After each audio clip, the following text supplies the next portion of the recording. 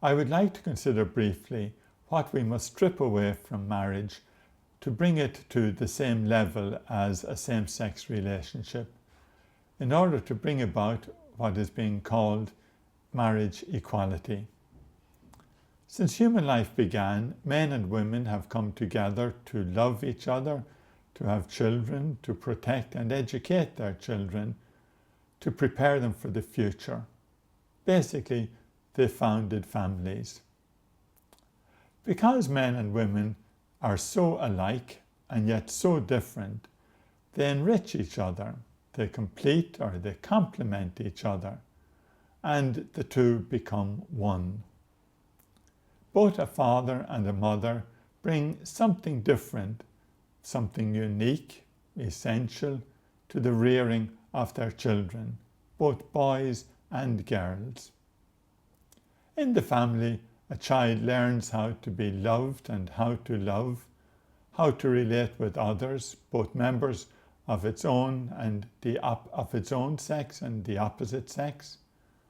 They learn to be responsible for others, to honour God, to care for the common good of the family, to acquire virtues like patience, kindness, courage, generosity, tenderness, self-sacrifice, truthfulness, and so on. The venture reaches success when the children go on to found their own family, when they take on responsibility for the care and the protection of the young. New families, of course, also help to ensure that when people are sick or they grow old, there will be others, children, grandchildren, nephews and nieces, who will still love them and care for them.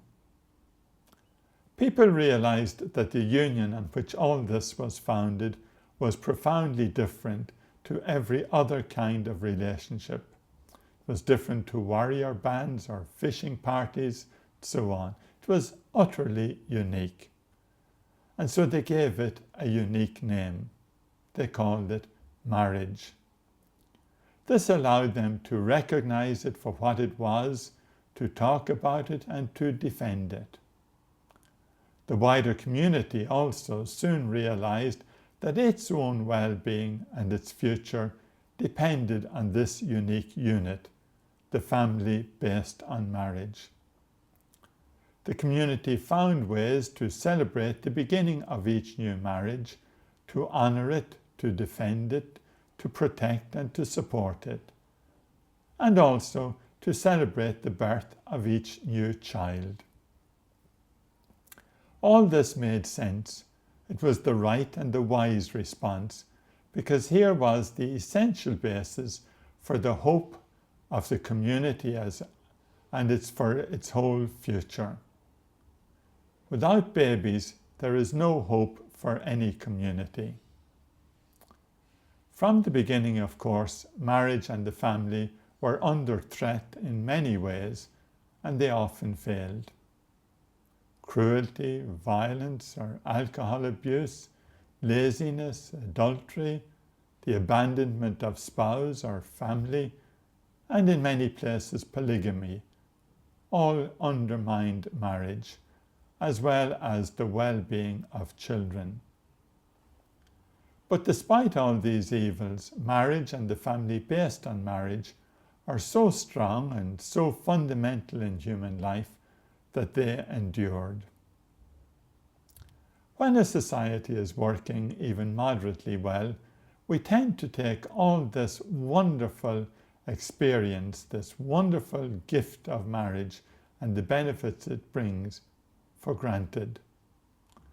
However, when a society begins to disintegrate, to move towards chaos, we soon realize the importance of solid family life based on marriage. Today, marriage and the family are under radical threat from a new direction, from what is called marriage equality. To understand the demand for marriage equality, we have to ask what must be stripped away from marriage to make it and same-sex relationships equal. what has society to set aside as non-essential to marriage? Well, the first thing to go is the unique dignity and contribution of the man and the woman, the complementarity between the two sexes, since this does not apply in same-sex relationships. Partner 1 and partner 2 replace husband and wife. Fertility is no longer considered a blessing, nor the procreation of children, their care and their education. Father and mother, if relevant at all, are replaced by parent 1 and parent 2. Care for children is simply considered a lifestyle option. Joy at the birth of new life and the hope it gives for the future of society must also be set aside as belonging simply to the private sphere. Out also goes the idea of young people caring for the sick or their elderly parents and relatives.